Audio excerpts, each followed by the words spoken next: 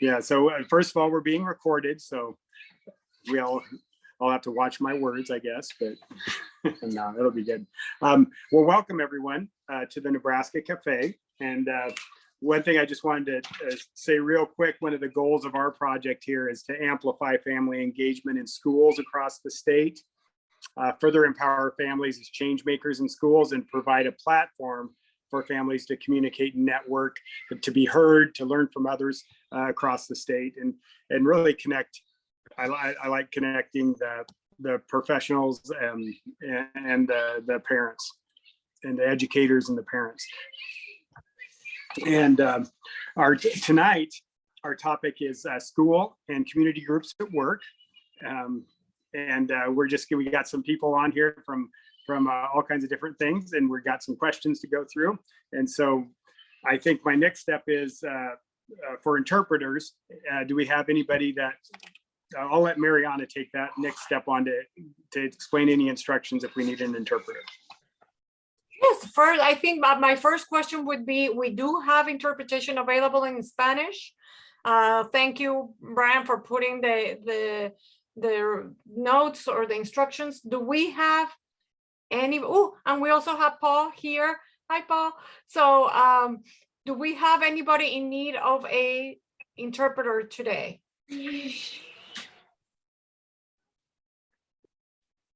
Okay, I'll take that as a no. Know that we have them available. So if we have others, then we can revisit that. Yeah, and for anybody out there for future, that's something we want to have available in several languages. So if you ever run across somebody that would like to join or could benefit from being part of the cafe, let them know that we'll have interpreters there for them. Well, I'm going to introduce the panelists next, and we have Chantel, and if I mess up your names, I'm super sorry. Chantel Wilkie, is that right? From the a community partner from the Auburn Cafe. Yes. Jenny Anderson, community cafe parent host at Auburn, and my daughter wants water. That's what this means. Carly Horstman, is that right, Carly? School community coordinator at Calvert CLC here in Lincoln. And Carrie Lineman, CLC program director in North Platte. Awesome. Well, welcome everybody. And I'm going to hand over the next part to Brian for a second. Can we do a quick check on Carrie's audio just to make sure that we can hear her? Okay. Can you hear me? Yes, it sounds fine. Perfect. Thank you. Wonderful.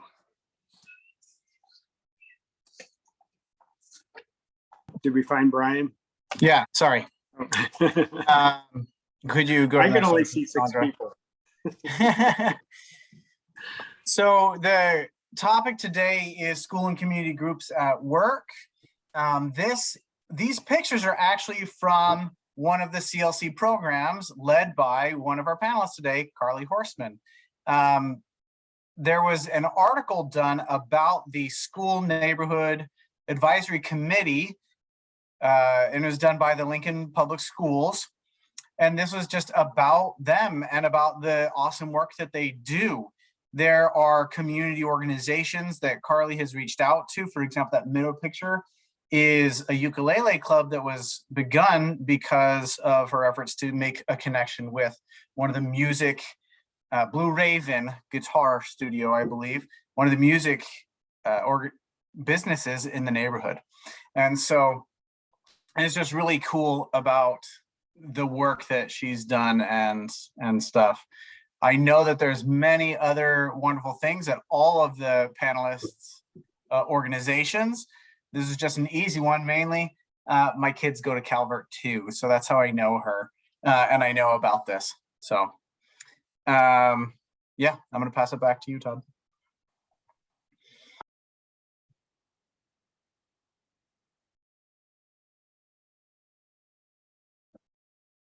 I was muted, sorry. Krista, you have some questions for our panelists, and we'll just start our discussion, and then we'll try to dig a little deeper in a couple small groups. That sounds good. So, panelists, how did you get started partnering with your school and families? Chantel, would you want to go first? Yeah, I sure can. Well, ours actually started by the school had suggested it first. So the school had heard about Community Cafe, had been interested, and it just kind of reached out to some of us in the community that they had already known were involved. And so when we first started our Community Cafe, it was actually just a wide range of people from organizations that kind of had a little bit of a hand in everything. And we've just kind of developed since then to be more parent led per se than organization led, which has been really successful for us. But I would say the school reached out first, but that's not uncommon in Auburn, Nebraska, for our school to support a lot of grants or to be kind of the backbone in our community of some stuff. That's pretty regular in our community.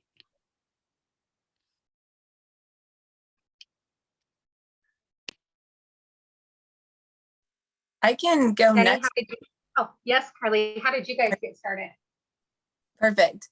So I'm fairly fortunate. So the school that I'm at has had some really great school community coordinators at it, the people that kind of manage and run the community learning center. And we've had directors that really have bought into that and have helped as well, because those of you who know about this position or have been in this or are in this position know that there's a lot of tasks kind of put on your shoulders. So I've just been fortunate enough to kind of just reap the benefits of people before me that put in the work to create community cafes. We also have a program called our School Neighborhood Advisory Committee, or SNAC for short, which is just parents, constituents, people that live in the neighborhood, school, and rec center, because we're a Parks and Rec center attached to the elementary school. So it's just a bunch of people that get together and have ideas or thoughts or goals for what they want their school community to look like. And so for me, it was more so, once I became established, as quickly as I could, hopping on and just reaching out to those people, because it's really easy to lose momentum in these types of parent groups. You fall off for a couple of months, it's really hard to get back on.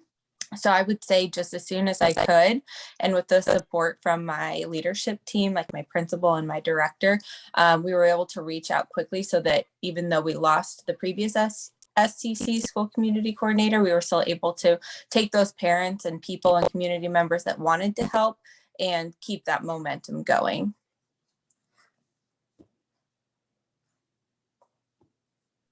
Yeah, that involvement is huge to be able to keep all those same people tied together. I think it makes a really big difference to keep things carrying on and forward.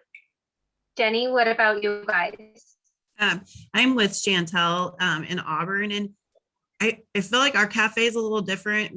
We are Auburn in our grants through the Auburn Public Schools, but we're kind of like a county-wide thing, because we're just all small towns. So we have people that come from all the little towns around. So it's not necessarily one school. So a lot of our focus might be more towards the community things, and not so much one specific school, because we have a couple different school districts that are represented by parents there. So I just kind of got started because I went to Community Cafe. Chantel's like, you gotta come check this out. And then I fell in love with it. And I think we're really fortunate that we've got a good group of parents that have continued to be a part of it, and that we've just gotten a lot stronger and a lot closer in the last couple of years. And we don't have any problem with getting things going again, because we're like, when's our next cafe? Like, when can we get together again and see what we can do? So I really like that enthusiasm with everyone wanting to be on board and to keep it going. Carrie, do you have anything else to add? Yes, so I am struggling with my new computer. It really lags on that mute button, so I apologize for my delay in sound. So we have been around for 21 years. So we do have some, longevity on our side. I'm blessed to be able to attend every one of our district ADCO meetings, and so I am at the table whenever there are discussions about anything. There we go. Whenever there are discussions in the district as far as our program and the benefits that we can plug into our school district's needs.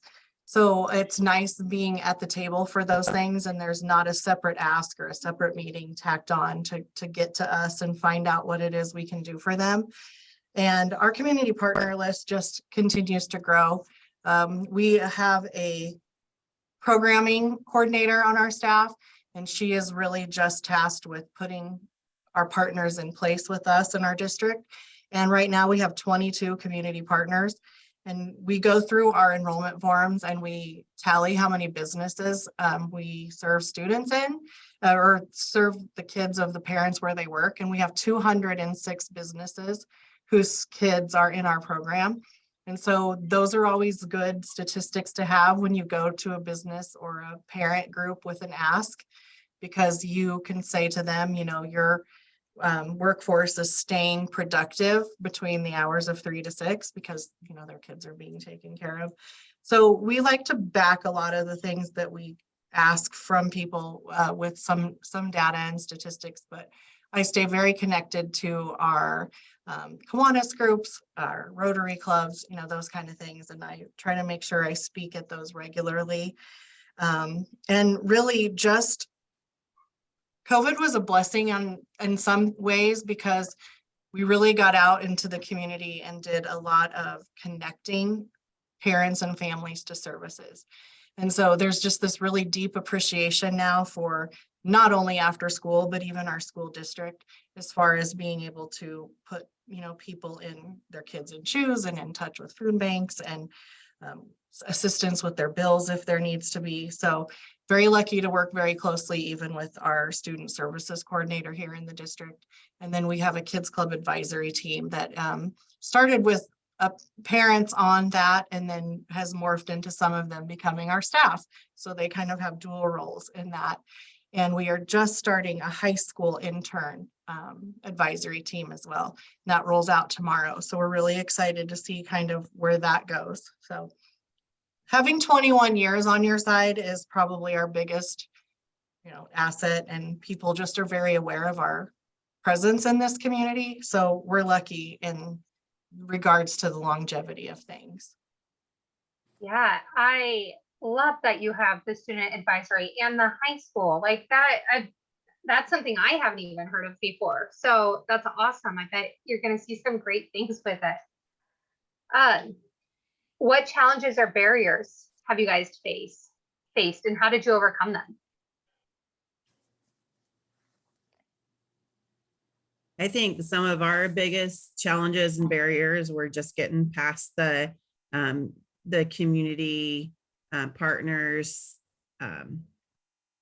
being in charge or feeling in charge. And now we have Chantel, who's amazing, and just sets and lets us, the parents, do what we need to do and supports us, but is amazing with backing us for sure. So I guess overcoming them, we just,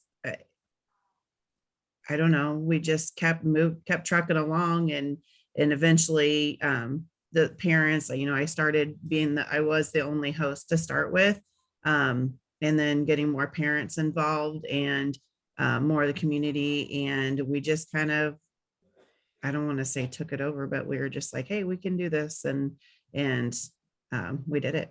So. Well, it sounds like you found a way to work alongside of them, Mm-hmm. you know, to have like that shared ownership together. Yep. And so that's a big thing to move forward with. So that's awesome.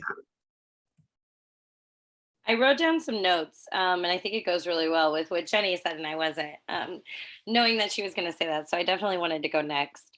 But like Jenny said, it was amazing how our challenge was like turnover. We would have, you know, people join and then not stick with or come to a couple things, want to be a part of our planning team. And then all of a sudden they wouldn't make it again to another meeting. And it was just like, oh man, we really needed a good team. And I think when the parents got to have a huge say and they got to run the show. They felt a lot of ownership and were more passionate about it. And it definitely took off, and we were very successful from that. Um, I would say there's a couple things, and maybe not how we overcome them, but things that we're still kind of dealing with and figuring out as we go. But one thing is when people come to Community Cafe, we're always wanting them to know, we don't have an agenda. Politics, things like that, they just things like that are very controversial. So sometimes staying away from topics like that and staying, neutral and positive and stuff like that. Sometimes, depending on the season or what's going on outside, people can get very passionate about stuff, and we want to make sure that our event is very positive. Carly mentioned motivation. And I think that's a huge one sometimes. Is there's so many things going on these days, on days of the week that things are going on.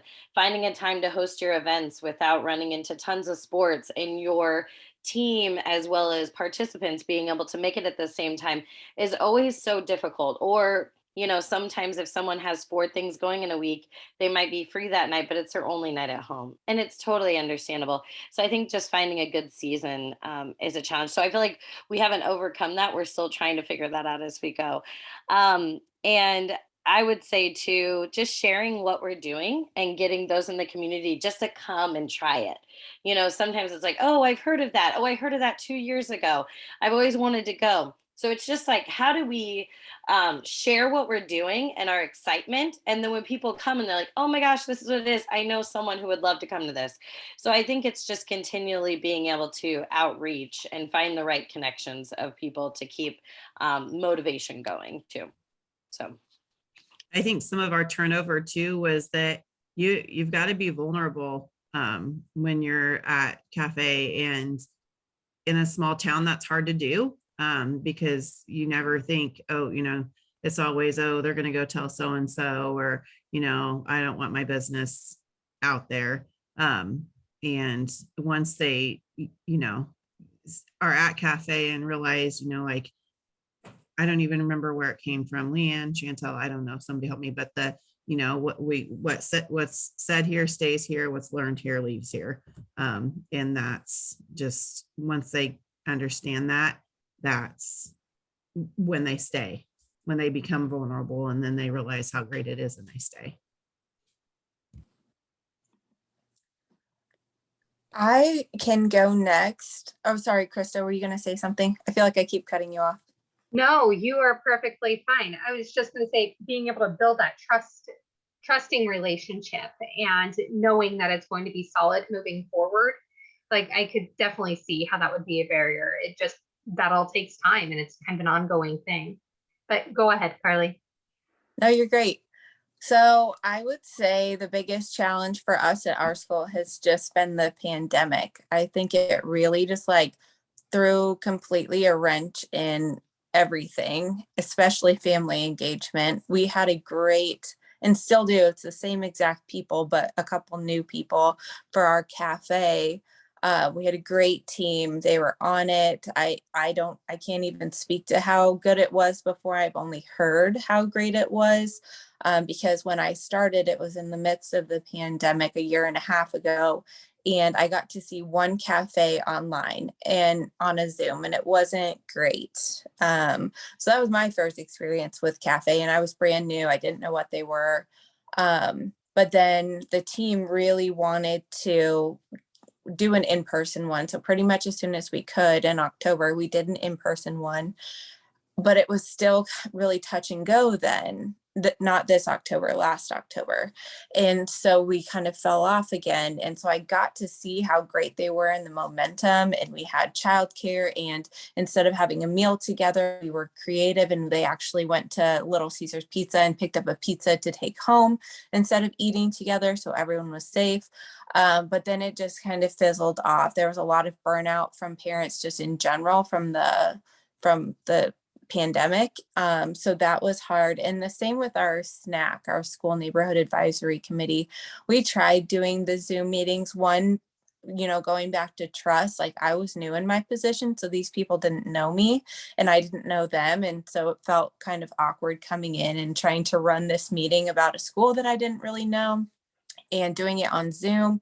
And so our snack kind of fell off as well. So I would say just in general, the pandemic was the hardest struggle that I've seen in my time there. But I'm very hopeful for the rebound. One really exciting thing we did this year that I would never have thought of, but we have 30 community learning centers in Lincoln. And what's cool about that is we get together every 2 weeks and we get to hear all the cool things that the other schools are doing, things you wouldn't necessarily like think on your own. And a school community coordinator wanted to do a cafe with just the school staff. And so he had the CLC community builders come in and lead it. And I knew the second I heard that, I was like, we have to do that. You don't have to have parent hosts. We had some people that could help with that.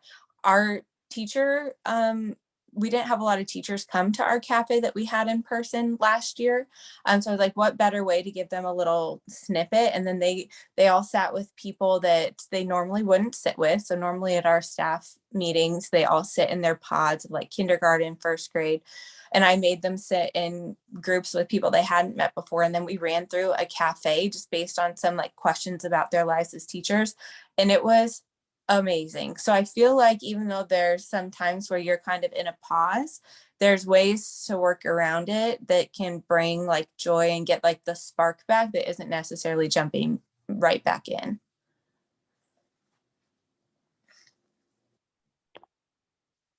I love that. I wonder how many other schools have thoughts to come up with something like that just for the teachers, all the educators.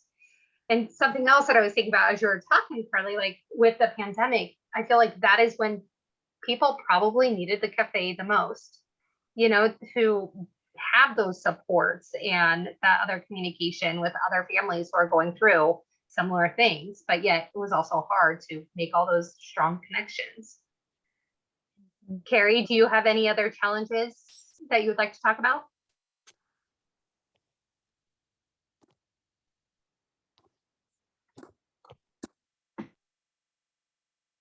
Okay, there it is. I think it's kind of hard for me to remember the original challenges, like I said, being here for as long as we have been here. But obviously COVID was a big one. We kind of changed our focus to one of the things we did that was really fun and our parents were very engaged in it. We did a virtual fitness series. And so we made t-shirts and everyone got shirts. And then we asked parents, anything you do in the community or anything you're doing to stay busy with your family, take pictures, tag yourself on our Facebook pages and in social media. And we went around the community ourselves as staff and just did fun things. I mean, we did scuba diving with one of our local scuba diver instructors and showed all that then to the kids on our Facebook page and said, we're trying new things during this hard time. And our shirt looked like Star Wars and it said, on the back, like in a time when we're being asked to stay apart, we're asking you to come together for a common goal. And it was really fun. So I think one of those things, it was just very much a united thing and something that was really hard for us. We're always giving our kids new experiences in our program, and then there was no program to do that. So the kids took pictures on vacations. They were in national parks, they were all these different places. And so they're in our shirts, and that was really a fun way of seeing a challenge and then overcoming it. But I think our parent involvement is just a little bit different here. We do parent breakfasts during the summer every Friday, and our parents come in and they sit with us and our kids, and we just kind of have open discussions with them.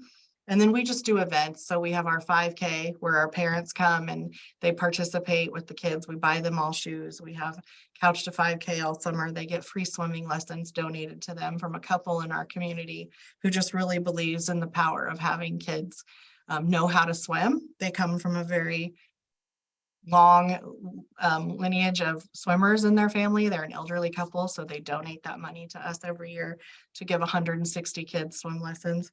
And so really ours is very different in the way that our community, our involvement activities with our parents are. We're not really sitting down and having formal meetings that way.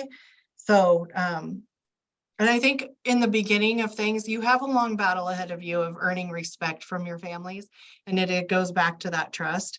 You know, maybe there was an experience in a school building that there was not a positive for them. And so you have to win back that trust for not only their child, but then also for them. And so it's been a really neat turnaround to see us win back people who have maybe not been the biggest fans of education settings in general. So that's been a really fun challenge, but also paired with a success on our end. Yeah, I feel like you're already rolling into question number 3 here, which is your success stories. Does anyone else have a success story on how a family has been benefited?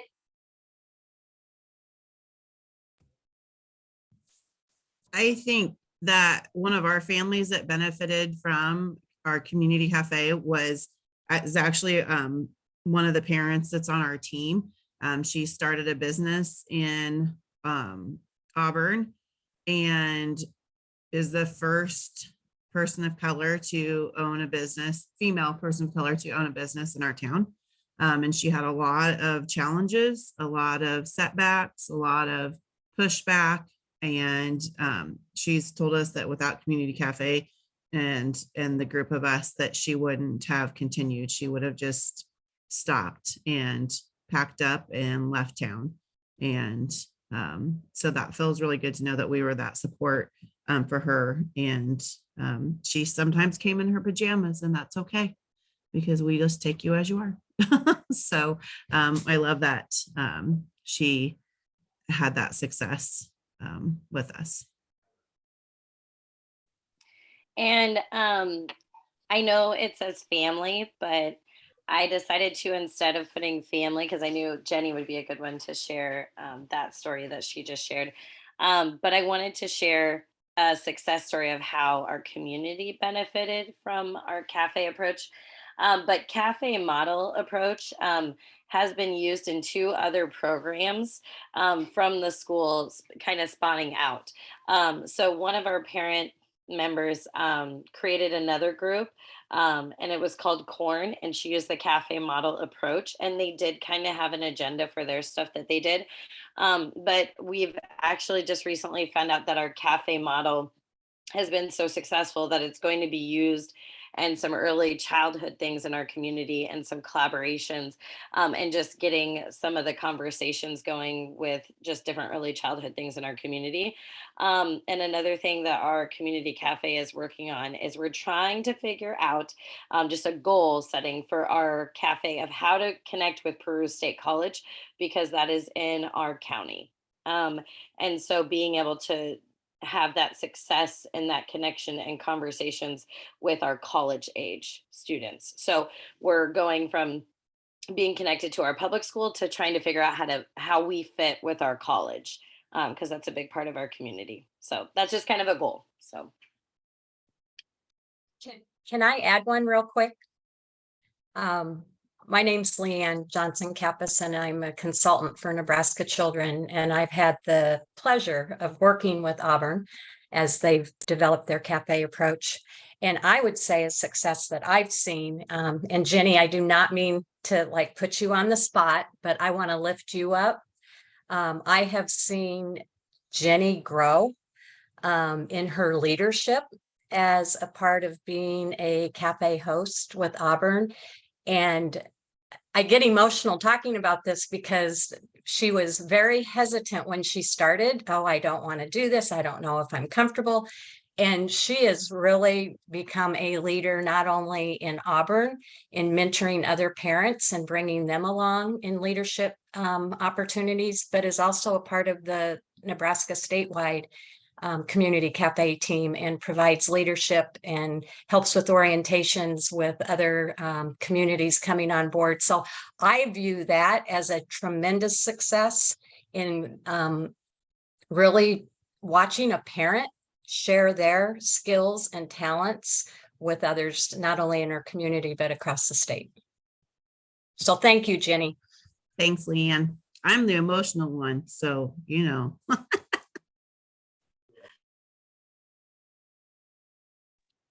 I can share a success story from our snack. So when I first started, I didn't really know what the difference between cafe and snack is, because there's all these acronyms they throw out at you, and I never heard of either of those things before. I thought snack had a K on the end and it involved food, but it did not.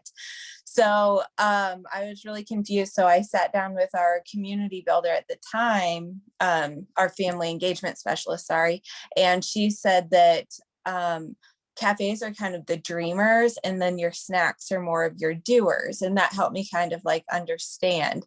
So I think that every person that goes to a cafe is benefited. Like, that's just a really easy thing to say, because you always leave feeling better. Even if you're not one that talks a lot, you might listen and hear things. So cafes just all around are fantastic. But our snack, and this was before me, so I can't even take credit. Yes, thanks, Brian. School Neighborhood Advisory Committee. And they looked at data from our neighborhood. We have what's called Place Matters data, which is provided through the Community Health Endowment. And they just look at different factors that pertain to your little community within Lincoln. There's like 30 or more communities. And they noticed that our community had really low scores for maternal health within the first few months of the woman being pregnant. And that was worrisome, because we know that those things snowball. And so we wanted to kind of look into how we could do that. So a pastor at a local church, along with our community builder and then the school community coordinator, eventually was me. I was there for the event. We planned a community baby shower where we provided many different resources from the community in terms of like, places that sell maybe consignment clothes for kiddos, maybe local organizations like Harmony Health that was located in our community, hospitals, swimming lessons, all those things that can benefit new and young families. We had over 300 people come. We gave away, I think, $4,000 to $5,000 worth of baby supplies, breastfeeding supplies, even some nice things for mom, like maternal massages. And a success story that came from that was we had a mom that we had run into after the event. She was pregnant at the event, and she said that her husband was out of town, out of the country for her birth, and she knew that that was going to happen. And so she actually found her midwife at the event. So that was just a really cool success story, and not necessarily from cafes, but from our other parent group that are out doing things that matter for our community. So that was a really fun one. I like talking about that. I don't take a lot of credit because I was just there to like do the logistics and be at the event, but it was the parents and the community members and the school that really rallied to make that happen. Wow. And what a big difference those connections that you made, hoping to be able to connect someone, and it worked successfully. That's big. And how many parents actually really needed that. All right.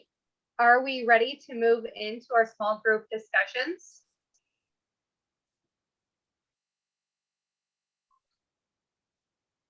Do we have any more success stories first, or shall we move into the small groups?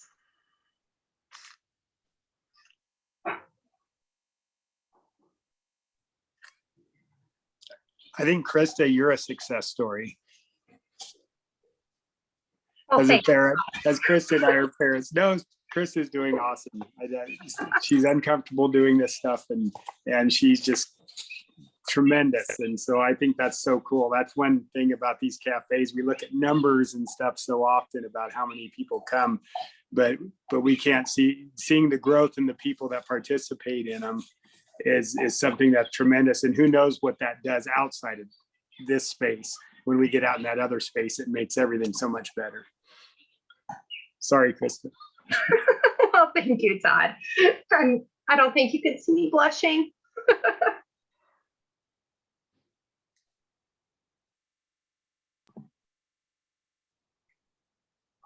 All right, we're gonna move into our breakout rooms. And this is, oh, thank you, Sandra. She was just posting the questions into the chat. these rooms are already made. We'll spend 10, 15 minutes chatting in our rooms about these questions, just kind of small group discussion, then we'll come back to wrap it up.